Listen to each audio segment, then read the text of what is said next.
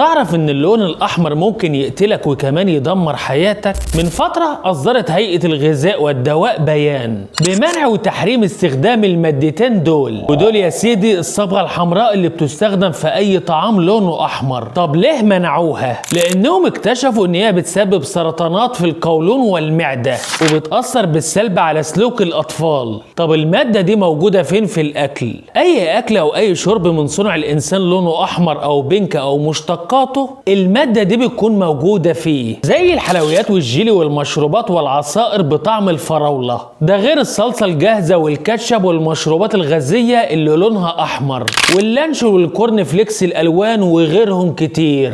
طيب هي يعني الطماطم ما فيهاش ولا حتى التفاح الاحمر؟ طب البهارات زي البابريكا والشطة نظامهم ايه؟ بص، كل اللي من صنع ربنا طبيعي وزي الفل، اما اللي من صنع الانسان فده غلط على صحتنا وصحة اولادنا، ولازم قبل ما ناكل اي شيء نشوف فيهم المادتين دول.